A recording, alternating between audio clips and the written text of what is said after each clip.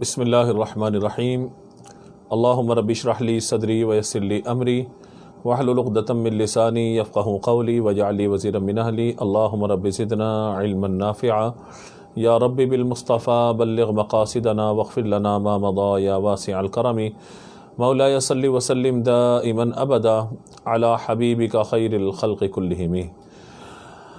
الحمدللہ، ماہ رمضان کی مبارک ساعتوں میں اللہ کے فضل و کرم سے ہر سال کی طرح اس سال بھی دورہ تفسیر قرآن کا سلسلہ ہے، اور یہ 13واں دورہ تفسیر قرآن ہے کہ جو الحمدللہ ہمارے یہاں جامع مسجد آب کوثر شیڈ فاؤنڈیشن سے بعد تراویح براہ راست عوام کے ساتھ شیئر کیا جاتا رہا، اور ان کے سامنے درس قرآن کا سلسلہ رہا، اور پورا سال ہی ہوتا ہے، مختلف کورسز وغیرہ دیگر چیزیں ہوتی ہیں، لیکن خاص طور پر ماہ رمضان میں ہم کوشش کرتے ہیں کہ قرآن پاک در ایک ایک حرف، ایک ایک آیت کا ترجمہ تو اس وقت کے اندر ممکن نہیں ہوتا، لیکن ہماری کوشش ہوتی ہے کہ جتنا زیادہ ممکن ہو سکے ہم لوگوں کے لیے سہولت اور آسانی فراہم کریں، اور انہیں منتخب آیات کا ترجمہ، اس کی تفسیر، اور پھر عملی پہلو، کہ وہ عملی پہلو کے جو بہت زیادہ لازم و ضروری ہیں اور جن کی وجہ سے لوگوں کے لیے سہولت اور آسانی والا معاملہ ہو سکتا ہے، تو ہم اس دورہ تفسیر قرآن کے حوالے سے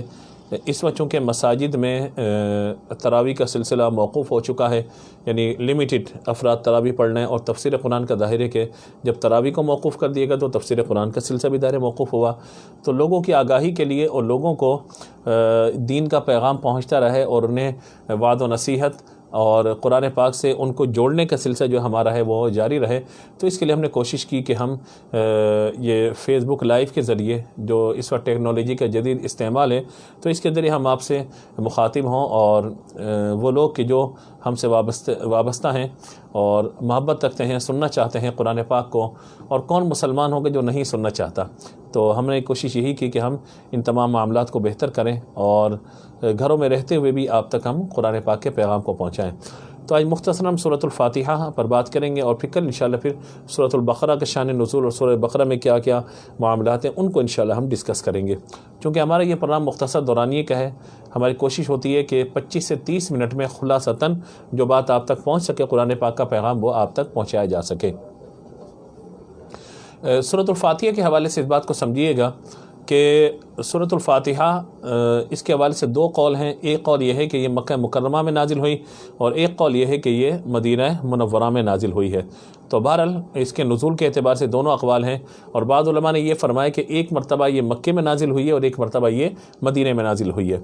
اس سورہ مبارکہ میں ایک رکوع ہے، 7 آیات ہیں، 27 کلمات ہیں، اور 140 حروف ہیں، اور اس کے مشہور 15 نام ہیں۔ سورۃ الفاتحہ کے 15 نام ہیں مشہور، جو اور بھی بہت سارے نام ہیں، لیکن 15 جو بہت زیادہ مشہور ہیں۔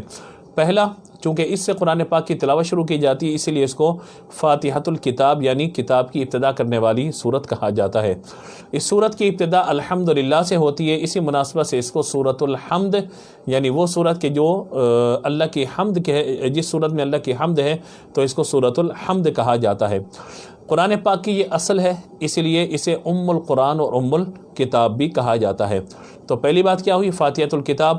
دوسرا کیا ہوا کہ اس میں اللہ تبارک و تعالیٰ کی حمد ہے، تو لہذا اس اعتبار سے اللہ تبارک و تعالیٰ کی حمدیاں بیان کی جاتی ہے۔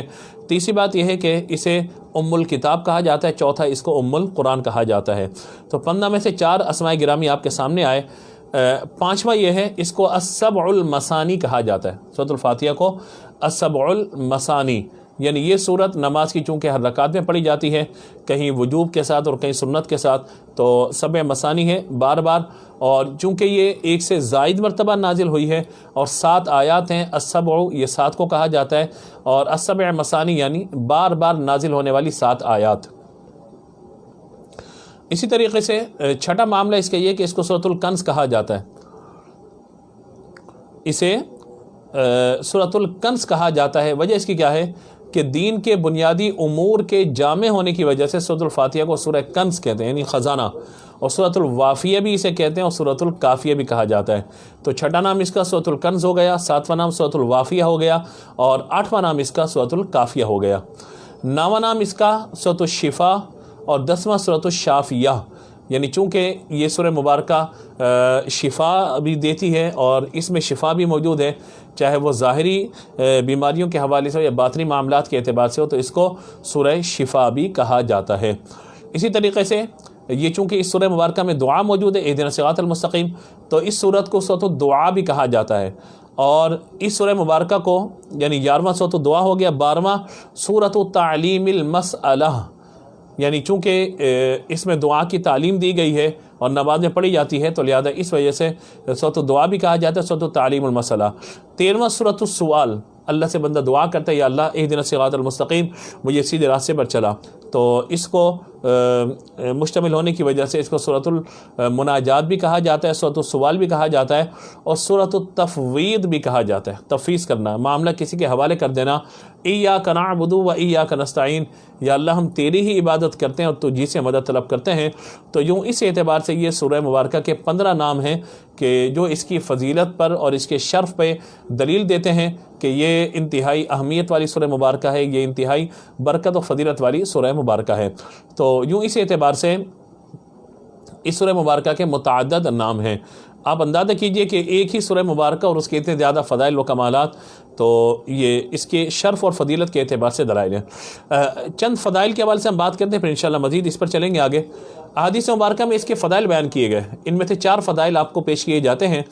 حضرت ابو سعید بن معلّہ رضی اللہ تعالیٰ عنہ روایت کرتے ہیں کہ میں نماز پڑھ رہا تھا، مجھے حضور اکرم صلی اللہ تعالیٰ علیہ وآلہ وسلم نے بلایا، لیکن میں نے جواب نہ دیا۔ نماز سے فارغ ہو کر میں نے عرض کیا یا رسول اللہ، میں نماز پڑھ رہا تھا، ارشاد فرمائیے۔ تو نبی مکرم علیہ الصلوۃ والسلام نے فرمایا کیا تم نے اللہ کا یہ فرمان نہیں سنا، استجیبوا للہ وللرسول اذا دعاکم لما یحییکم، کہ استجیبوا للہ، جب تمہیں اللہ بلائے، اس کے رسول بلائیں، تو جب بلائیں فوراً حاضر ہو جاؤ۔ اس کا فائدہ کیا ہوگا؟ اذا دعاکم لما یحییکم، جب تم آؤ گے یہ تمہیں زندگی بخشیں گے۔ تو میں نے عرض کیا کہ حضور میں آئندہ اس معاملے میں احتیاط کروں گا۔ تو نبی مکرم علیہ الصلوۃ والسلام نے فرمایا کیا میں تمہیں آج ایک صورت کے بارے میں نہ بتاؤں؟ یعنی جب اپنے غلام کی اس کیفیت کو دیکھا کہ حضور آئندہ، کیونکہ میرے علم میں نہیں تھا یہ معاملہ، آپ نے ارشاد فرما دیا تو میں انشاءاللہ متوجہ رہوں گا، جب آپ طلب کریں گے میں کسی بھی حالت میں ہوں گا، میں آپ کی خدمت میں حاضر ہو جاؤں گا۔ یہاں پر ایک لطیف بات میں عرض کر کے پھر انشاءاللہ اس موضوع پر آتا ہوں۔ دیکھیے عام طور پہ نماز میں سلام کرنا یا سلام کا جواب دینا، یعنی ایک شخص نماز پڑھ رہا ہے، کوئی شخص نے کہا السلام علیکم، سلام کیا، یا وعلیکم السلام، سلام کا جواب دیا، نماز فاسد ہو جائے گی۔ دوسرا معاملہ اس میں یہ ہے کہ اگر ایک شخص کس سے کلام کرے، بات چیت کرے، تب بھی نماز فاسد ہو جائے گی۔ تیسری بات یہ ہے کہ چلے پھرے گا تب بھی نماز فاسد ہو جائے گی۔ اور چوتھی بات یہ اس کا سینہ اور چہرہ اگر قبلے سے پھر گیا تو ظاہر ہے کہ تب بھی نماز فاسد ہو جائے گی۔ ان چاروں باتوں کو ذہن میں رکھیے۔ اب قرآن نے کیا کہا، استجیبوا للہ وللرسول اذا دعاکم لما یحییکم، جب وہ تمہیں بلائیں تو حاضر ہو جاؤ۔ اور یہ حدیث مبارکہ بخاری کتاب فضائل القرآن باب فاتحۃ الکتاب کی حدیث مبارکہ ہے، حدیث نمبر 5004 ہے، 5004۔ تو آپ دیکھیے کہ حضور نے فرمایا کہ تم آؤ، یعنی بلایا، تو کہا حضور میں نماز میں تھا، فرمایا آ جاؤ۔ اب یہاں پر مفسرین نے چند باتیں لکھی ہیں، فرمایا کہ عام حالات تو یہ ہیں کہ آپ کسی سے سلام کریں، سلام کا جواب دیں، نماز فاسد ہو جائے گی، لیکن حضور کی شان یہ ہے کہ اگر بندہ جاتا ہے، سلام کرتا ہے، سلام کا جواب دیتا ہے، نماز فاسد نہیں ہوگی۔ کیوں؟ کیونکہ جن کے حکم سے نماز میں کھڑا ہوا تھا اور جن پر نماز میں سلام پڑھ رہا ہے، انہی سے وہ گفتگو بھی کر رہا ہے اور انہی سے بات چیت بھی کر رہا ہے، تو جب سلام نماز میں کرنے سے نماز فاسد نہیں ہو رہی تو لہذا اس سارے عمل سے بھی نماز فاسد نہیں ہوگی۔ دوسرا فرمایا کہ اللہ اور اس کے رسول کے حکم سے ہی نماز کے لیے کھڑا ہوا تھا، انہی کے حکم سے بلایا جا رہا ہے تو نماز فاسد پھر نہیں ہوگی۔ اور پھر فرمایا کہ اگر وہ 2 رکعت پڑھ چکا تھا، حضور نے جو کام ارشاد فرمایا اس کام کو کرے، دوبارہ آ کر وہیں سے نماز اپنی کنٹینیو کرے، 2 رکعت ہی آگے 2 رکعت، تو اس کے لیے پھر نماز کا حکم ہوگا۔ یعنی یہ استثناء ہے، یہ ایک الگ حکم ہے، عام احکامات سے ہٹ کے الگ حکم ہے کہ رسول اللہ صلی اللہ علیہ وسلم نے کس کو طلب کیا ہو اور اس کے ساتھ یہ سارا معاملہ ہوا ہو۔ تو حضور نے جب دیکھا ان کی کیفیت کو کہ یہ اپنے اس معاملے پر معذرت کر رہے ہیں کہ یا رسول اللہ میں آئندہ احتیاط کروں گا، تو حضور نے فرمایا کہ اے ابو سعید، کیا تمہیں میں ایک صورت نہیں سکھاؤں؟ سبحان اللہ، حضور سکھا رہے ہوں اور صحابی سیکھ رہے ہوں اور پھر بیان بھی کر رہے ہوں، کیا معاملہ ہوگا؟ ہم کسی بڑے استاد سے ملاقات کرتے ہوئے، کسی بڑی شخصیت سے ملاقات کرتے ہوئے ہمارا انداز یہ ہوتا ہے اس سے ملاقات کر لی جائے، سمجھ لیا جائے، لیکن اگر وہ بڑی شخصیت خود کہے کہ میں تمہیں کچھ چیز سکھانا چاہتا ہوں، بتانا چاہتا ہوں، تو بتائیے کہ کس خوشی کے ساتھ ہم سیکھیں گے؟ تو یہاں بھی وہی بات ہے کہ حضور نے ارشاد فرمایا میں تمہیں ایک سورت سکھاتا ہوں، اور الفاظ کیا ہیں کہ میں تمہیں مسجد سے نکلنے سے پہلے قرآن کی ایک بڑی عظیم سورت سکھاؤں گا، بڑی عظیم سورت۔ پھر حضور صلی اللہ تعالیٰ علیہ وآلہ وسلم نے میرا ہاتھ پکڑ لیا، پھر اب جب نکلنے کا ہم نے ارادہ کیا، میں نے عرض کیا یا رسول اللہ، وہ آپ نے سورت کے بارے میں ارشاد فرمایا تھا، آپ نے سورت یاد کرانی تھی؟ فرمایا ہاں مجھے یاد ہے، میں بتاتا ہوں۔ تو پھر حضور صلی اللہ تعالیٰ علیہ وآلہ وسلم نے فرمایا یہ قرآن کی سب سے عظیم اور برکت والی سورہ مبارکہ ہے، وہ میں تمہیں سکھاتا ہوں، اور وہ سورت 7 مثانی ہے۔ میں نے عرض کیا 7 مثانی کیا ہے؟ فرمایا سورۃ الفاتحہ الحمدللہ رب العالمین۔ حضور نے مجھے وہ سورت سکھائی اور میں نے اس سورت کو یاد کر لیا۔ تو آپ اندازہ لگائیے کہ یہ کتنی اہم ترین سورہ مبارکہ ہے کہ رسول اللہ صلی اللہ تعالیٰ علیہ وآلہ وسلم اپنے صحابی کو یہ سورت یاد کروا رہے ہیں اور سکھا رہے ہیں۔ حضرت عبداللہ بن عباس رضی اللہ تعالیٰ عنہ فرماتے ہیں دوسری فضیلت اس سورہ مبارکہ کی کہ ایک فرشتہ آسمان سے نازل ہوا اور اس نے سید المرسلین صلی اللہ تعالیٰ علیہ وآلہ وسلم کی بارگاہ میں سلام پیش کر کے عرض کیا یا رسول اللہ، آپ کو ان 2 نوروں کی بشارت ہو جو آپ کے علاوہ اللہ نے کسی اور نبی کو عطا نہیں فرمائے۔ 2 نور اللہ نے آپ کو عطا فرمائے، تو میں آپ کو مبارک دینے کے لیے آیا ہوں۔ تو رسول اللہ صلی اللہ تعالیٰ علیہ وآلہ وسلم نے فرمایا کہ بتاؤ وہ 2 نور کون سے ہیں؟ ظاہر ہے نا کہ جب حضور کو وہ 2 نور عطا ہوئے ہیں تو حضور پوچھنا چاہتے ہیں کہ وہ 2 نور کون سے ہیں؟ بتائیے ذرا وہ 2 نور کیا ہیں کہ جو صرف مجھے ملے ہیں، میرے علاوہ کسی اور نبی کو اللہ نے عطا نہیں فرمائے۔ جب یہ بات ہوئی سبحان اللہ، اس فرشتے نے عرض کیا یا رسول اللہ صلی اللہ علیہ وآلہ وسلم، آپ کو اللہ نے 2 نور عطا کیے، وہ کسی اور نبی کو نہیں ملے۔ ایک نور تو یہ سورہ 7 مثانی ہے، ایک نور تو یہ سورہ 7 مثانی ہے یعنی سورۃ الفاتحہ ہے، اور جو دوسرا نور ہے وہ سورۃ البقرہ کی آخری 2 آیات ہیں۔ اب پہلی آیت آمن الرسول ہے اور دوسری آیت مبارکہ آمن رسول کے بعد لا یکلف اللہ نفسا الا وسعها۔ یہ فرمایا کہ یہ 2 نور ہیں جو اللہ تبارک و تعالیٰ نے آپ کو عطا فرمایا، آپ کے علاوہ اللہ تبارک و تعالیٰ نے کسی اور نبی کو یہ 2 نور عطا نہیں فرمائے۔ تو امت مسلمہ کے لیے انتہائی اعزاز کی بات ہے کہ اللہ تبارک و تعالیٰ نے جو نور اپنے پیارے محبوب صلی اللہ تعالیٰ علیہ وآلہ وسلم کو عطا فرمائے، اللہ تبارک و تعالیٰ نے وہ نور اپنے فضل و کرم سے پھر حضور کی امت کو بھی عطا فرمائے، اور رسول اللہ صلی اللہ تعالیٰ علیہ وآلہ وسلم نے وہ نور اپنے پاس نہیں رکھے، بلکہ میرے آقا صلی اللہ تعالیٰ علیہ وآلہ وسلم نے وہ نور لوگوں تک پہنچائے اور وہ نور لوگوں تک منتقل کیے۔ ان میں پہلا نور کیا ہے؟ پہلا نور ان میں یہ ہے کہ اللہ تبارک و تعالیٰ نے سورۃ الفاتحہ کو نازل فرمایا، اور دوسرا نور اس میں یہ ہے کہ اللہ رب العزت جل جلالہ نے سورہ بقرہ کے آخری 2 آیات حضور صلی اللہ تعالیٰ علیہ وآلہ وسلم کے قلب اطہر پر نازل فرمائیں۔ تیسری حدیث مبارکہ حضرت ابی بن کعب رضی اللہ تعالیٰ روایت کرتے ہیں کہ رسول اللہ صلی اللہ تعالیٰ علیہ وآلہ وسلم نے فرمایا اللہ تعالیٰ نے تورات اور انجیل میں ام القرآن کے مثل کوئی سورت نازل نہیں فرمائی، اور ام القرآن سے مراد کیا ہے؟ یہی سورۃ الفاتحہ۔ اور چوتھی روایت شعب الایمان کی حدیث مبارکہ ہے، حضرت عبد الملک بن عمیر رضی اللہ تعالیٰ روایت کرتے ہیں کہ حضور اکرم صلی اللہ تعالیٰ علیہ وآلہ وسلم نے فرمایا سورہ فاتحہ میں ہر مرض کے لیے شفا موجود ہے۔ تو کوئی بھی اگر کسی بھی اعتبار سے مریض ہے تو اس کو چاہیے کہ سورۃ الفاتحہ پڑھے، اور بعض بزرگوں نے یوں فرمایا کہ 7 مرتبہ پڑھے، 7 آیات ہیں تو 7 مرتبہ ہی اس سورہ مبارکہ کو پڑھ لے اور 7 دن تک لگاتار پڑھے۔ کسی بھی مشکل میں پھر پانی پہ دم کر کے پی لے، یا کوئی اگر معاملہ ہے تو ہاتھوں پہ دم کر کے چہرے پر پھیر لے، تو انشاءاللہ اس کی بہت زیادہ برکتیں نصیب ہوں گی۔ اس میں مضامین کیا ہیں؟ اس سورہ مبارکہ میں اللہ تبارک و تعالیٰ کی حمد و ثنا کا بیان موجود ہے، اللہ تبارک و تعالیٰ کے رب ہونے کا ذکر ہے، رحمان و رحیم ہونے کا ذکر موجود ہے، اور اللہ رب العزت جل جلالہ کے رحمان و رحیم ہونے کے ساتھ ساتھ حقیقی مددگار ہونے کا ذکر موجود ہے۔ حضور اکرم صلی اللہ تعالیٰ علیہ وآلہ وسلم پر نازل ہونے والی اس سورہ مبارکہ میں اللہ تبارک و تعالیٰ کے عبادت کے مستحق ہونے، یعنی عبادت اللہ ہی کی جائے گی اور مدد بھی اللہ ہی سے طلب کی جائے گی۔ یہ جو بعض اوقات لوگوں سے مدد طلب کی جا رہی ہوتی ہے نا، وہ بھی اصل میں اللہ ہی کی مدد ہوتی ہے۔ تو حقیقی مددگار اللہ تبارک و تعالیٰ ہی ہے۔ ہم دعا کس سے مانگتے ہیں؟ اللہ ہی سے تو مانگتے ہیں۔ مشکلات سے نجات کس سے طلب کرتے ہیں؟ اللہ ہی سے طلب کرتے ہیں۔ بیماریوں سے شفا کون دینے والا ہے؟ اللہ تبارک و تعالی۔ اولاد کون دینے والا ہے؟ اللہ تبارک و تعالی۔ تمام معاملات میں توحید کا جو اصل تصور ہے وہ ہے ہی یہ کہ بندہ اللہ رب العزت جل جلالہ کی بارگاہ میں اپنی مناجات پیش کرے، اپنی عرض پیش کرے۔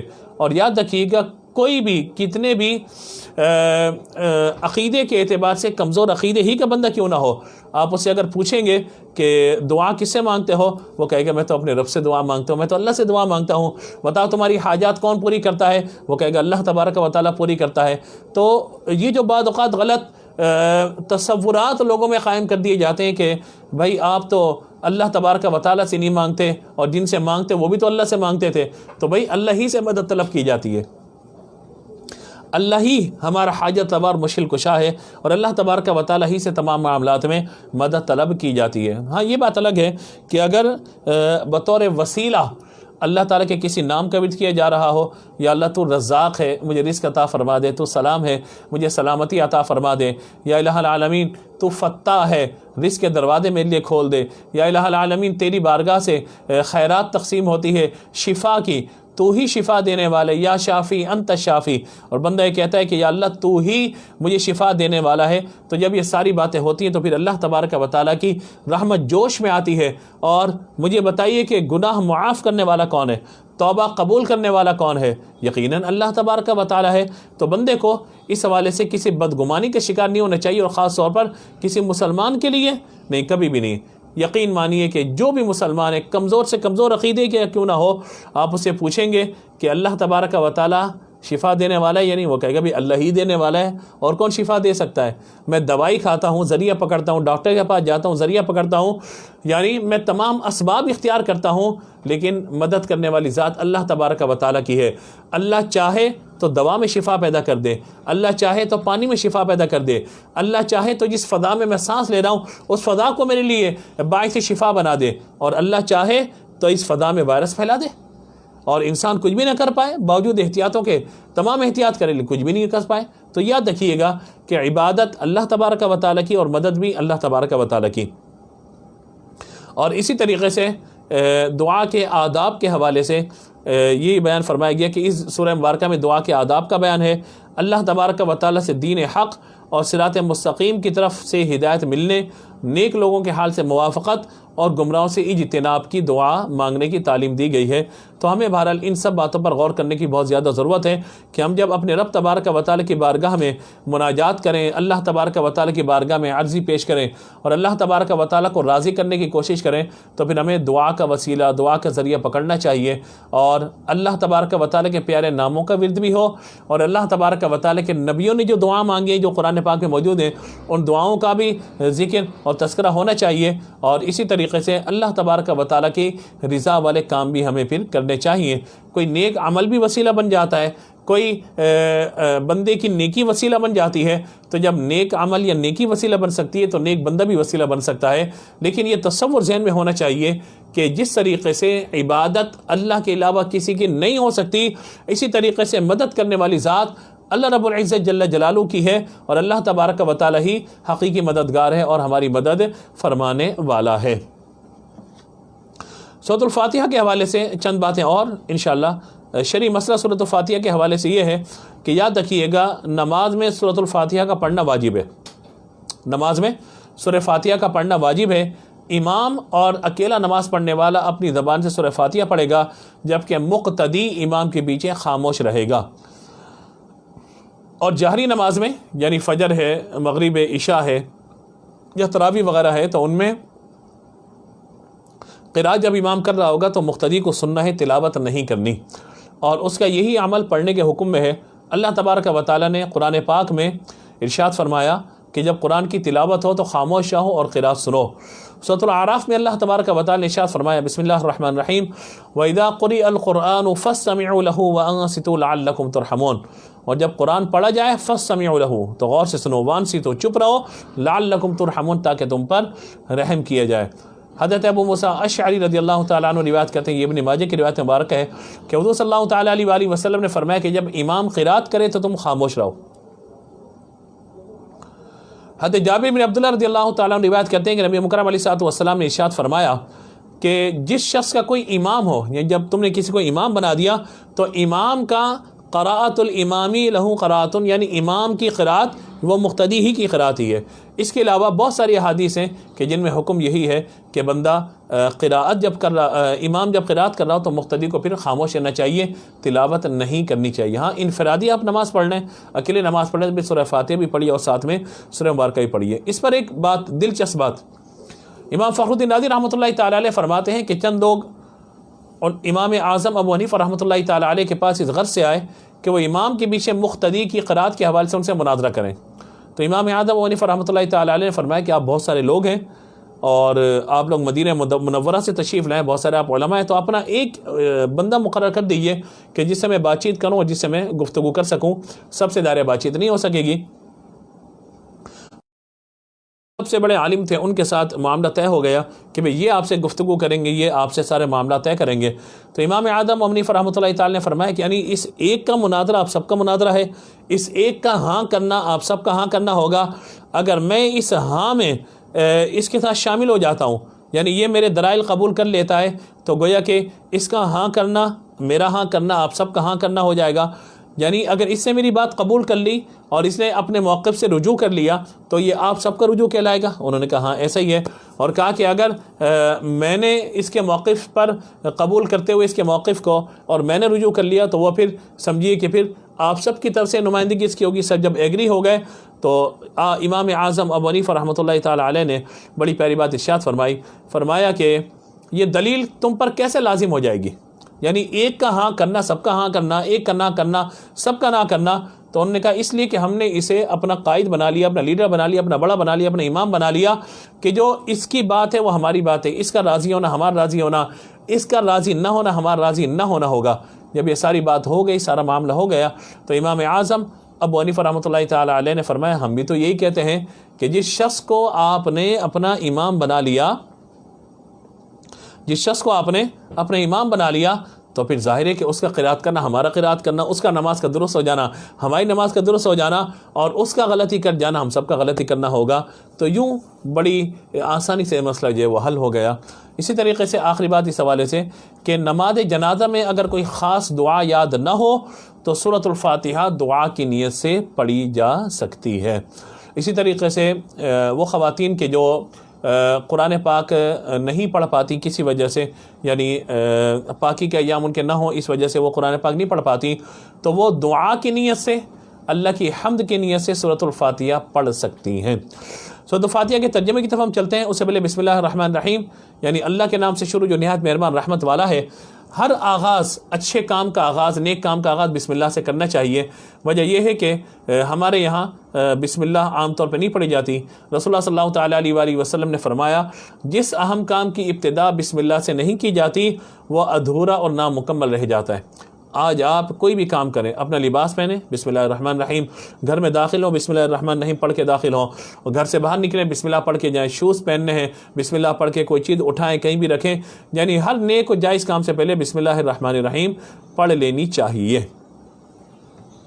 اسی طرح سے قرآن پاک کی صورتوں میں جو سورۃ الفاتحہ لکھی ہوئی ہوتی ہے وہ اصل میں کسی صورت کا جز یا حصہ نہیں ہوتی، بلکہ ایک سورہ مبارکہ کا جز ہے۔ وہ پوری آیت سورۃ النمل کی آیت نمبر 30 ہے، انہ من سلیمان و انہ بسم اللہ الرحمن الرحیم۔ اس کے علاوہ جو سورہ مبارکہ ہوتی، سورت کے شروع میں جو بسم اللہ لکھی ہوئی ہوتی ہے نا، یہ صورتوں کے درمیان فاصلہ پیدا کری، یعنی یہاں پہ صورت ختم ہو گئی، اب یہ بسم اللہ ہے، اس کے بعد اگلی صورت کا آغاز ہو گیا، تو یہ صورتوں کے لیے الگ ہوتی ہے، یعنی اس صورت کا حصہ نہیں ہوتی۔ دوسرا یہ ہے کہ تلاوت جب شروع کی جائے تو اعوذ باللہ پڑھی جائے اور اس کا بسم اللہ پڑھ کر جو ہے وہ آغاز جو ہے وہ کرنا چاہیے۔ اور یہ بھی کہا جاتا ہے کہ حضرت جبریل امین علیہ السلام جب وحی لے کر آتے تھے تو ہر وحی کے آغاز میں بسم اللہ نہیں ہوتی تھی، لیکن سورتوں کے آغاز میں جو ہے وہ بسم اللہ جو ہے وہ بعض اوقات پڑھی جاتی تھی، تو اس معاملے کو اس انداز سے بھی دیکھ لینا چاہیے۔ بسم اللہ کے حوالے سے ایک اور بات وہ یہ ہے کہ سورت کی ابتدا میں بسم اللہ پڑھنا سنت ہے ورنہ مستحب ہے، یعنی آپ تلاوت کا آغاز کریں اعوذ باللہ بسم اللہ پڑھ لیں تو تلاوت کے آغاز کے لیے تو صحیح ہے۔ اب اگر پڑھتے ہوئے جا رہے ہیں اور درمیان میں کوئی سورت آ جاتی ہے تو سورت کا آغاز اگر آپ کر رہے ہیں تو بسم اللہ پڑھ لیجئے، ورنہ مطلب بسم اللہ اگر نہ بھی پڑھیں گے تو کوئی گناہ نہیں ہوگا۔ اسی طریقے سے نماز پڑھ لیں تو نماز میں جب سورت سے آغاز کر رہے ہیں، مثال کے طور پہ سورہ فاتحہ کے بعد کوئی اور سورت پڑھی جا رہی ہو تو اگر سورت سے آغاز کریں تو بسم اللہ آہستہ آواز میں پڑھ لینی چاہیے، لیکن اگر سورت سے آغاز نہیں کرے بلکہ درمیان کلام سے آغاز کیا جا رہا ہے تو پھر بسم اللہ پڑھنا مستحب سنت نہیں ہے۔ تو دوبارہ کہ جہاں صورتیں ہوں، جیسے وتر میں بعض اوقات سورۃ النصر پڑھی جاتی ہے، اذا جاء نصر اللہ، پھر تبت یدا، پھر قل هو اللہ پڑھی جاتی ہے، تو یہ صورتیں ہیں تو ان کے آغاز میں بسم اللہ پڑھ لینا یہ سنت مبارکہ ہے، اس ثواب سے محروم نہیں ہونا چاہیے، بسم اللہ پڑھ لینی چاہیے۔ لیکن قرآن پاک میں ایک صورت ایسی بھی ہے کہ جس کے شروع میں بسم اللہ نہیں ہے، وہ سورہ توبہ ہے، اور سورہ توبہ کا معاملہ یہ ہے کہ حضرت جبریل امین علیہ السلام جب بھی وحی لے کر آتے تھے تو ہر سورت کے شروع میں بسم اللہ پڑھی جاتی تھی، لیکن جب یہ سورہ مبارکہ لے کر آئے سورۃ التوبہ تو اس کے آغاز میں بسم اللہ نہیں پڑھی۔ اب یہاں دو مسئلے ہیں، اگر آغاز سورہ توبہ سے تلاوت کا کیا جا رہا ہے تو تلاوت کے آغاز کی نیت سے اعوذ باللہ کے بعد بسم اللہ، لیکن اگر آغاز سورہ توبہ سے نہیں کیا جا رہا بلکہ پیچھے سے پڑھتے ہوئے آ رہے ہیں تو پھر جو ہے یہ یعنی اور آغاز کرتے ہوئے تین باتیں۔ پہلی بات یہ کہ اگر سورہ توبہ سے تلاوت کا آغاز ہو رہا ہے تو تلاوت کے آغاز کی نیت سے آپ بسم اللہ پڑھ سکتے ہیں، سورت کے آغاز کی نیت سے بسم اللہ نہیں پڑھنی۔ دوسرا یہ ہے کہ اگر تلاوت کرتے کرتے درمیان میں سورت آ جاتی ہے بسم اللہ پڑھ لینی چاہیے، لیکن تلاوت کرتے کرتے اگر درمیان میں سورہ فاتحہ آ جائے تو پھر سورہ توبہ آ جائے تو پھر بسم اللہ نہیں پڑھنی چاہیے۔ اور اصل میں کیوں نہیں پڑھنی چاہیے؟ بعض لوگ کہتے ہیں کیوں نہیں پڑھیں، تو اس میں علت اور سبب یہ ہے کہ بسم اللہ الرحمن الرحیم، جہاں بسم اللہ ہے وہاں پہ اللہ کے رحمان ہونے کا ذکر بھی ہے، اللہ کے رحیم ہونے کا ذکر بھی ہے۔ اور سورہ توبہ میں کیا ہے؟ ابتدا میں جہاد کا، قتال کا، کفار و مشرکین کو قتل کر دینے کا حکم ہے، یعنی اس وقت جہاد میں جب آمنا سامنا ہو جائے پوری ایک کیفیت ہے بیان کی گئی ہے، تو ظاہر ہے کہ پھر اس وقت بسم اللہ کا محل نہیں ہوتا کہ ایک طرف رحمان و رحیم کا ذکر ہو پھر جہاد و قتال کا ذکر ہو، تو یہ مناسب عمل محسوس نہیں ہوتا۔ اللہ تعالیٰ نے ارشاد فرمایا الحمدللہ رب العالمین، تمام تعریفیں اللہ کے لیے جو تمام جہان والوں کا پالنے والا ہے۔ یاد رکھیے گا کہ حمد اور شکر دو چیزیں۔ حمد کا معنی ہے کسی کی اختیاری خوبیوں کی بنا پر اس کی تعریف کرنا، اور شکر یہ ہے کہ کسی کے احسان کے مقابلے میں زبان، دل یا اعضاء سے اس کی تعظیم کرنا۔ چونکہ ہم عام طور پر اللہ کی حمد اس کے احسانات کے پیش نظر ہی کر رہے ہوتے ہیں، یعنی اللہ تیرا شکر ہے تو نے یہ توفیق عطا فرمائی، یا اللہ تیرا شکر ہے تو نے یہ عزت عطا فرمائی، تیرا شکر ہے تو نے رمضان عطا فرمایا۔ تو یہ جو حمد کی جا رہی ہوتی ہے یہ حمد بھی ہو جاتی ہے اور شکر بھی ہو جاتا ہے۔ اس سوال سے ایک حدیث ہم سماعت کرتے ہیں، مسلم کتاب الذکر والدعاء، اس یہ حدیث مبارکہ ہے۔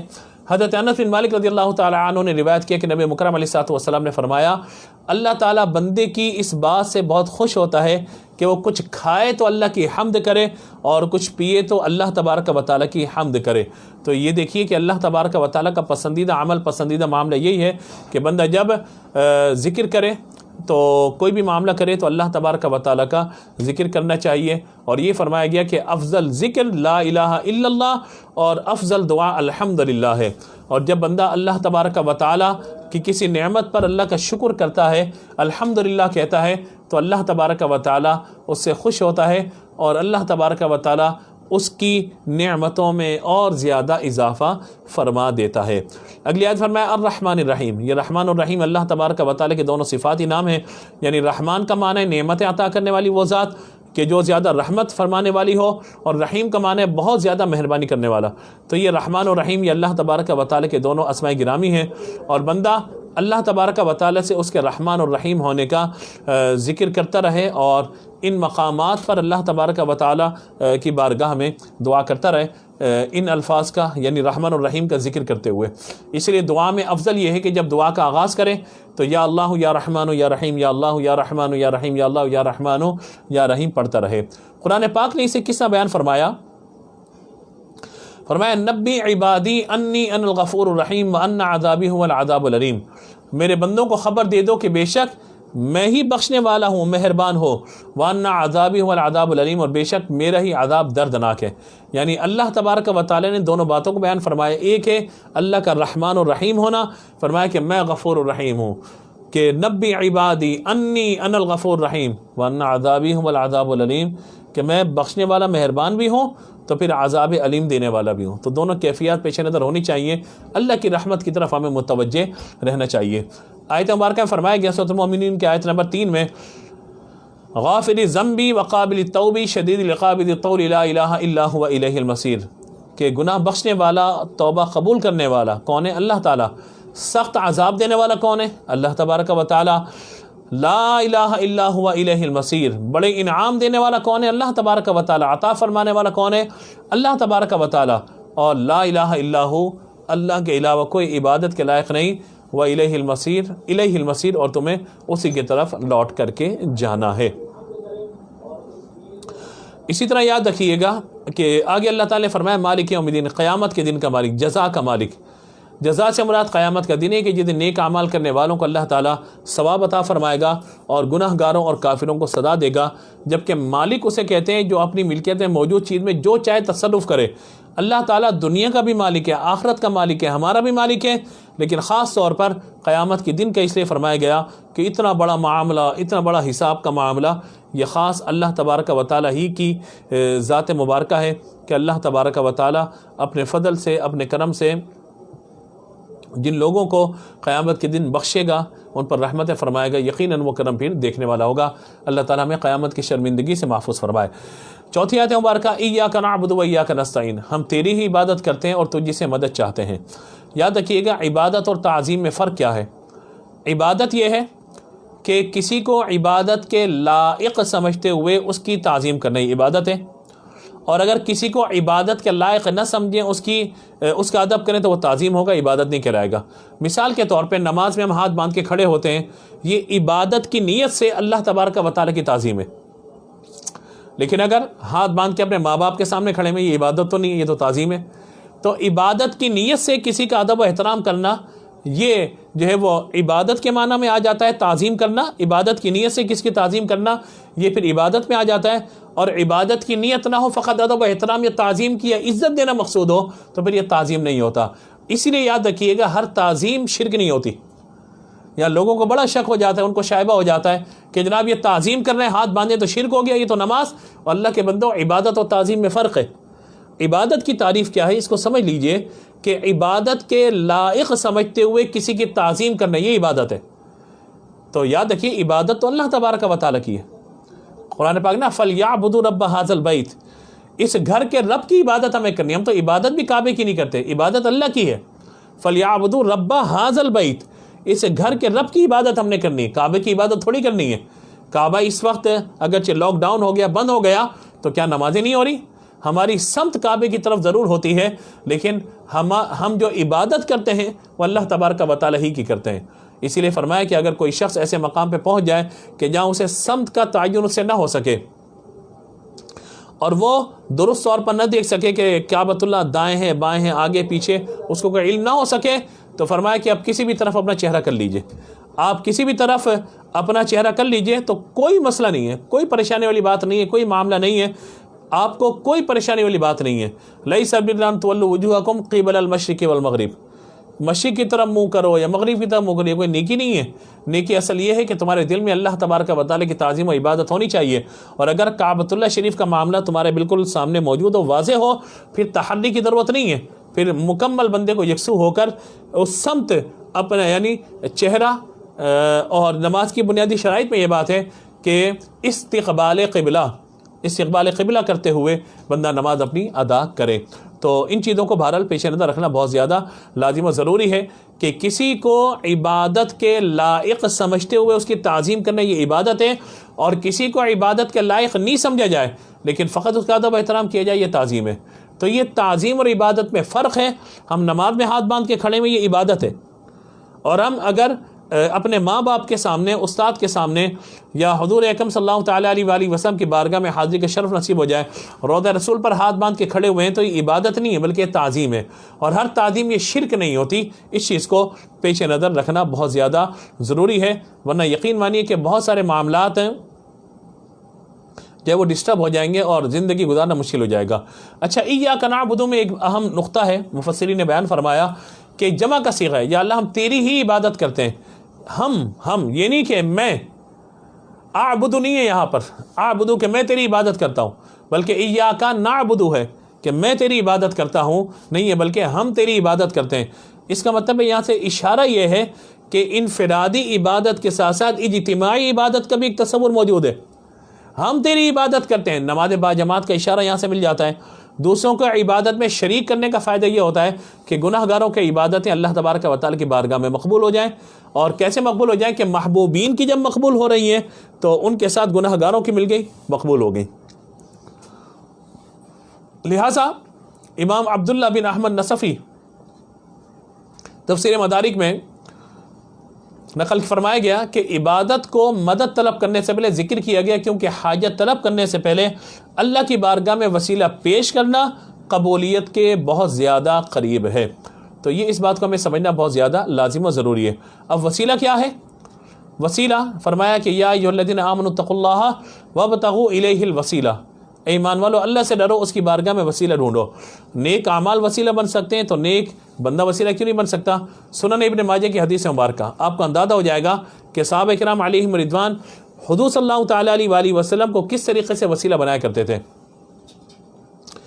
کہتے ہیں کہ ایک نابینا صحابی بارگاہ رسالت صلی اللہ تعالیٰ علیہ وآلہ وسلم میں حاضر ہوئے اور دعا کی، حاجت کی کہ یا رسول اللہ آپ میرے لیے دعا کیجئے کہ اللہ تعالیٰ مجھے آنکھیں عطا فرمائے۔ حضور نے انہیں دعا تعلیم فرمائی، طریقہ بتایا، فرمایا تم یوں دعا کرو، اللہم انی اسألک واتوجہ الیک بمحمد النبی الرحمہ، یا محمد انی قد توجہت بک الی ربی فی حاجتی ہذہ لتقضی اللہم فشفعہ فی۔ اے اللہ، یعنی حضور نے یہ الفاظ سکھائے کہ تم اس طرح دعا کرو، اے اللہ میں تجھ سے سوال کرتا ہوں، اے اللہ میں تجھ سے مانگتا ہوں، مانگے گا بندہ اللہ ہی سے، اے اللہ میں تجھ سے سوال کرتا ہوں، اللہم انی اسألک، میں تجھ سے سوال کرتا ہوں، واتوجہ الیک، اور تیری طرف نبی رحمت محمد مصطفیٰ صلی اللہ تعالیٰ علیہ وآلہ وسلم کے ساتھ متوجہ ہوتا ہوں۔ اب یہاں تک تو بات ہوگی، یعنی حضور کا وسیلہ، پھر دیکھیے حضور سے براہ راست ندا وہ کیا ہے؟ یا محمد، اے محمد، انی قد توجہت بک الی ربی فی حاجتی ہذہ لتقضی اللہم فشفعہ فی۔ اللہ کی بارگاہ میں دعا کی، یا اللہ میں تیری طرف متوجہ ہوتا ہوں تیرے محبوب علیہ الصلوۃ والسلام کے ذریعے سے، اے محمد میں نے آپ کے وسیلے سے اپنے رب کی طرف اپنی اس حاجت میں توجہ کی ہے تاکہ میری حاجت پوری ہو جائے۔ اے اللہ بس تو محمد صلی اللہ تعالیٰ علیہ وآلہ وسلم کی شفاعت میرے لیے قبول فرما لے۔ تو آپ دیکھیے واضح حدیث میں اس بات کو بیان فرمایا گیا۔ تو بتائیے کہ سب سے بڑا واسطہ وسیلہ اللہ تبارک و تعالیٰ کی بارگاہ میں ہمارا کون ہوگا؟ حضور کی ذات مبارکہ ہی ہوگی۔ اور اسی کو آیت نمبر 64 سورۃ النساء کی اسے بیان فرمایا گیا، وَلَوْ أَنَّهُمْ إِذْ ظَلَمُوا أَنفُسَهُمْ جَاءُوكَ فَاسْتَغْفَرُوا اللَّهَ وَاسْتَغْفَرَ لَهُمُ الرَّسُولُ لَوَجَدُوا اللَّهَ تَوَّابًا رَحِيمًا۔ یہاں یہ بیان فرمایا گیا کہ جب وہ اپنی جانوں پر ظلم کریں، گناہ کر کے اے محبوب آپ کے پاس آ جائیں، فاستغفر اللہ، پھر اللہ سے معافی طلب کریں، واستغفر لهم الرسول، اور رسول بھی ان کی سفارش کریں، بخشش چاہیں، لوجد اللہ توابا رحیما، تو بے شک اللہ کو توبہ قبول کرنے والا مہربان پائیں گے۔ کیا اللہ تعالیٰ اپنے آپ نہیں بخش سکتا؟ کیا اللہ مغفرت نہیں فرما سکتا؟ یا یہ کیوں فرمایا ہے محبوب آپ کے پاس آ جائیں اور پھر آپ ان کی بخشش کی دعا کریں تو یہ دولت پا لیں گے؟ مطلب یہی ہے جو قرآن پاک میں بعد بیان فرما دیا گیا کہ سب سے بڑا وسیلہ، سب سے بڑا ذریعہ بارگاہ مصطفیٰ صلی اللہ تعالیٰ علیہ وآلہ وسلم میں اللہ تبارک و تعالیٰ کی بارگاہ میں، تو لہذا اس وسیلے کو ہمیں اختیار کرنا چاہیے۔ اور اللہ تبارک و تعالیٰ بندوں کی مدد کرتا ہے۔ اللہ کی عطا سے بندوں کی مدد کرنا یہ اللہ ہی کی مدد کرنا ہوتا ہے۔ اس کو یوں سمجھیے گا جیسے غزوہ بدر ہوا تھا۔ غزوہ بدر میں حضور اکرم صلی اللہ تعالیٰ علیہ وآلہ وسلم نے اللہ کی بارگاہ میں دعا کی تھی، پھر اللہ تعالیٰ فرشتوں کے ذریعے مسلمانوں کی مدد فرمائی تھی، اور کیا ہے؟ وَلَقَدْ نَصَرَكُمُ اللَّهُ بِبَدْرٍ وَأَنْتُمْ أَذِلَّةٌ، کہ بے شک اللہ نے بدر میں تمہاری مدد کی جب تم بالکل بے سر و سامان تھے۔ تو مدد کیسے ہوئی تھی؟ فرشتوں کی مدد ہوئی تھی، فرشتے آئے تھے تو فرشتوں نے مدد کی نا۔ تو یہ فرشتوں کا مدد کرنا یہ در حقیقت اللہ تبارک و تعالیٰ ہی کا مدد کرنا ہوتا ہے۔ ہم ایک دوسرے کی مدد کر رہے ہوتے ہیں تو یہ مدد کرنا یہ ہمارا خود ذاتی نہیں ہوتا، بلکہ اللہ کی طرف سے عطا ہوتی ہے کہ بندہ مدد کر دیتا ہے۔ اللہ تعالیٰ براہ راست آ کر کسی کو کچھ بھی نہیں دیتا، یہ ذریعے ہیں، وسائل ہیں، اسباب ہیں، یہ سب اختیار کیے جاتے ہیں اور پھر ان سے جو ہے کائنات کا نظام چلتا ہے۔ اللہ تعالیٰ مسبب الاسباب ہے، اسباب پیدا کرنے والے، تو ذریعہ پکڑنا، اسباب پکڑنا یہ کوئی بری بات نہیں ہے، بشرط یہ کہ عقیدہ یہی ہو کہ جو کچھ مجھے ملے گا اللہ تبارک و تعالی کی بارگاہ سے ملے گا. ہاں بذریعہ مصطفیٰ ملے گا, بذریعہ قرآن ملے گا, بذریعہ دعا ملے گا, بذریعہ اسم اعظم ملے گا, یہ سب الگ چیزیں. کوئی نہ کوئی ذریعہ وسیلہ سبب ضرور بن جائے گا, لیکن جو ملے گا یقین مانیے وہ اللہ کی بارگاہ سے ہی عطا ہوگا. کوئی اور ذاتی طور پہ نہ کوئی قطرہ دے سکتا ہے, نہ کوئی ذرہ دے سکتا ہے. اگر حضور بھی شفاعت فرماتے ہیں تو اللہ کے اذن سے فرماتے ہیں, اور قیامت میں حضور شفاعت فرمائیں گے تو اللہ کی عطا سے فرمائیں گے, اور وہ شفاعت بالوجاہت بھی ہوگی اور شفاعت بالمحبت بھی ہوگی. تو حضور صلی اللہ تعالیٰ علیہ وآلہ وسلم ہمارا سب سے بڑا ذریعہ اور وسیلہ اللہ کی بارگاہ میں. اور پھر یہ بھی دیکھیے گا کہ قرآن پاک میں صاف موجود ہے. جب 19 پارے کی تفسیر میں ہم آئیں گے تو یہ آپ کو عرض کریں گے کہ سلیمان علیہ الصلوۃ والسلام نے کہا تھا کہ کون ہے کہ جو پلک جھپکنے میں تخت لا کر میرے سامنے رکھ دے. آپ کے جو یعنی مفہوم عرض کر رہا ہوں کہ آصب بن برقیہ تھے, انہوں نے تخت لانے کا کہا اور کہا کہ آپ پلک جھپکیے, تخت آپ کے سامنے حاضر ہوگا. یہ سورہ نمل کی آیت نمبر 38, 39 اور 40 کے اندر پورا واقعہ موجود ہے. تو جب یہ سارا معاملہ ہوا, پلک جھپکتے تخت آپ کے سامنے ہوا, تو آپ نے کیا کہا تھا؟ ھذا من فضل ربی, یہ میرے رب تبارک و تعالیٰ کا فضل ہے. تو یوں مطلب ان چیزوں کو دیکھ لینا چاہیے. اور سیرت مبارکہ میں تو کثیر مثالیں موجود ہیں. چند باتیں ہم یہ عرض کرتے ہیں کہ دیکھیے حضور صلی اللہ تعالیٰ علیہ وآلہ وسلم نے تھوڑے سے کھانے کو پورے لشکر میں سیراب کر دیا. تھوڑا کھانا تھا, سب کے لیے پورا ہو گیا. یہ کیا تھا؟ یہ بتائیے کہ اللہ کی طرف سے اسے برکت ڈال دی گئی یا نہیں, لیکن ذریعہ کون بنا؟ ذات مصطفیٰ. اسی طرح ایک دودھ کا پیالہ, بخاری شریف کی حدیث مبارکہ, ایک دودھ کا پیالہ 70 صحابہ کو کافی ہو گیا. عقل میں نہیں آتا نا. یہ سب حضور کی دعا کی, حضور کا معجزہ تھا, برکت, یہ سب ہو گیا. اسی طریقے سے حضور کی انگلیوں سے پانی کے چشمے جاری ہوئے, جن میں بعض روایت کے مطابق 1400 صحابہ کرام نے اس سے استفادہ کیا, سیراب ہوئے. حضور کے لعاب دہن سے لوگوں کو شفا مل گئی. بتائیے کیا ذریعہ وسیلہ ہے یا نہیں ہے؟ اسی طرح سے بہت سارے معاملات ہیں کہ جن میں آپ یہ دیکھیے کہ اللہ تبارک و تعالیٰ نے اپنے محبوب کریم صلی اللہ تعالیٰ علیہ وآلہ وسلم کے ذریعے سے لوگوں کو عطا فرمایا اور ان پر مہربانی فرمائی. اب بندہ دعا کرتا ہے اہدنا الصراط المستقیم, یا اللہ ہم کو سیدھے راستے پر چلا. یہ سیدھا راستہ کیا ہے؟ دعا سکھائی جا رہی ہے کہ جب آپ عبادت کر چکے ہیں تو اب آئیے مدد مانگیے اللہ تعالیٰ سے. مدد کس طرح مانگنی ہے؟ اہدنا الصراط المستقیم, یا اللہ ہمیں سیدھے راستے پر چلا. یعنی بندہ سیدھے راستے پر آ تو گیا ہے, اب سیدھے راستے پر وہ چلتا رہے تو یہ بڑی سعادت کی بات ہے.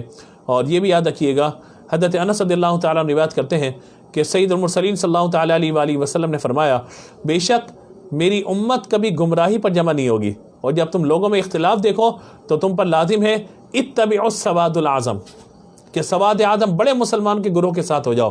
اور بڑا گروہ کیا ہے؟ اہل السنت والجماعہ, کہ وہ لوگ کہ جو حضور کے طریقے پر, حضور کے صحابہ کے طریقے پر ہوں, یہ سب سے بڑا گروہ ہے. ہدایت کیسے حاصل کی جا سکتی ہے؟ چند باتیں اس حوالے سے. انسان کی ظاہری باطنی صلاحیتیں جنہیں استعمال کر کے وہ ہدایت کے راستے کی طرف دیکھ سکتا ہے. آسمان زمین میں اللہ تعالیٰ کی قدرت اور وحدانیت کو دیکھ کر, کائنات میں غور و فکر کر کے انسان اللہ تبارک و تعالیٰ کی بارگاہ سے ہدایت پا سکتا ہے. اللہ تبارک و تعالیٰ کی نازل کردہ کتابوں کو پڑھتا ہے, اور اب قرآن پاک کو پڑھے تو لہذا اس کو ہدایت مل سکتی ہے. اللہ تعالیٰ کے بھیجے ہوئے نبیوں کی وہ اتباع کرتا ہے, ان کی سیرت کو پڑھتا ہے, تو پھر وہ سارے کے سارے معاملات اس کے لیے آسان ہو جاتے ہیں. لہذا ہر مسلمان کو چاہیے کہ اللہ تعالیٰ سے سیدھے راستے پہ قائم رہنے کی دعا کرے, کیونکہ سیدھا راستہ یہ منزل تک پہنچاتا ہے, ٹیڑھا راستہ منزل تک نہیں پہنچاتا. عقل والے کس طرح دعا مانگتے ہیں؟ قرآن پاک میں سورہ آل عمران کی آیت نمبر 8 میں اللہ تعالیٰ نے ارشاد فرمایا, ربنا لا تزغ قلوبنا بعد اذ ہدیتنا وہب لنا من لدنک رحمہ انک انت الوہاب. یعنی بندہ دعا کرتا ہے, اے ہمارے رب تو نے ہمیں ہدایت عطا فرمائی, اور ہدایت کے بعد ہمارے دلوں کو ٹیڑھا نہ کرنا, لا تزغ قلوبنا, ہمارے دلوں کو اب ٹیڑھا نہ کرنا, وہب لنا من لدنک رحمہ, ہمیں اپنے پاس سے رحمت عطا فرما, انک انت الوہاب, تو ہی سب سے بڑھ کر عطا کرنے والا. وہاب مطلب بن مانگے عطا کرنا اور بے پناہ عطا کرنا. حضور دعا فرمایا کرتے تھے, حالانکہ حضور تو ہدایت پر ہی ہے, حضور ہی سیدھا راستہ لے. حضور یا مقلب القلوب ثبت قلبی علی دینک, اے دلوں کو پھیرنے والے میرے دل کو دین پر قائم رکھ. تو یہ حضور صلی اللہ تعالیٰ علیہ وآلہ وسلم دعا کیا کرتے تھے. دوسری بات یہ کہ عبادت کے بعد بندے کو دعا میں مشغول ہونا چاہیے. اسی لیے آپ دیکھیے کہ نماز کے بعد دعا کی جاتی ہے, کوئی نیکی بندہ کرتا ہے اس کے بعد دعا کی جاتی ہے, اور قرآن پاک پڑھتا ہے اس کے بعد دعا کی جاتی ہے. اسی طرح سے نماز جنازہ پڑھی جاتی ہے, اس کے بعد دعا کی جاتی ہے. اذان ہے, اس کے بعد دعا کی جاتی ہے. تو کوئی بھی عبادت بندہ کرے اس کو بھی دعا کر لینی چاہیے. تیسری بات, جب دعا کیجئے تو اپنے لیے نہیں بلکہ پوری کائنات کے لیے، امت مسلمہ کے لیے، سب کے لیے دعا کرنی چاہیے۔ صراط الذین انعمت علیہم غیر المغضوب علیہم ولا الضالین، ہمیں سیدھا راستے پہ چلا۔ کون سا راستہ؟ ان لوگوں کا راستہ جن پر تو نے انعام کیا، غیر المغضوب علیہم ولا الضالین، نہ ان کا راستہ جن پر غضب ہوا اور نہ ہی بہکے ہوئوں کا راستہ۔ تو اس راستے ہمیں پناہ طلب کرنی ہے۔ راستہ سیدھا کیا ہے؟ صراط مستقیم وہی جن پر اللہ نے احسان فرمایا، مہربانی فرمائی۔ وہ کون لوگ ہیں؟ وَمَن يُطِعِ اللَّهَ وَالرَّسُولَ فَأُولَٰئِكَ مَعَ الَّذِينَ أَنْعَمَ اللَّهُ عَلَيْهِم مِّنَ النَّبِيِّينَ وَالصِّدِّيقِينَ وَالشُّهَدَاءِ وَالصَّالِحِينَ وَحَسُنَ أُولَٰئِكَ رَفِيقًا۔ یہ وہ لوگ ہیں کہ جو اللہ اور اس کے رسول کی اطاعت کرے، جو اللہ اس کے رسول کی اطاعت کرے گا وہ ان لوگوں کے ساتھ ہوگا جن پر اللہ نے فضل کیا۔ وہ کون ہیں؟ انبیاء ہیں، صدیقین، شہداء اور صالحین ہیں۔ وَحَسُنَ أُولَٰئِكَ رَفِيقًا، یہ کتنے اچھے رفیق ہیں۔ تو لہٰذا ہمیں چاہیے کہ ہم اللہ کی بارگاہ میں یہ دعا مانگیں، صراط الذین انعمت علیہم، اور غیر المغضوب علیہم ولا الضالین، یعنی گمراہ اور بہکے ہوئوں کے راستے سے اللہ تعالیٰ ہمیں محفوظ فرمائے۔ گمراہ اور بہکے ہوئے کون ہیں؟ فرمایا کہ جن پر غضب ہوا، بد عمل ہیں، اور بہکے سے مراد بدعقیدہ لوگ ہیں۔ دوسرا فرمایا کہ جن پر غضب ہوا وہ یہود ہیں، اور جو بہکے ہوئے ہیں وہ عیسائی ہیں۔ تو غیر المغضوب علیہم ولا الضالین، یاد رکھیے دعات کو زوات پڑھنا حرام ہے، ولا ضالین یہ کوئی تلفظ نہیں ہے، غیر المغضوب علیہم ولا الضالین یہ صحیح تلفظ ہے۔ اور یہ یہاں پہ سورہ فاتحہ مکمل ہوتی ہے آمین، اس کا معنی ہے یا اللہ ایسا ہی ہو جائے، اور اس کا معنی استجب بھی ہے، یعنی یا اللہ تو قبول فرما لے۔ یہ قرآن پاک کا کلمہ نہیں ہے۔ نماز کے اندر، نماز کے بعد جب بھی سورہ فاتحہ پڑھی جائے تو آمین کہنا یہ سنت مبارکہ ہے۔ نماز میں آمین آہستہ کہی جائے گی، بلند آواز سے نہیں کہی جائے گی۔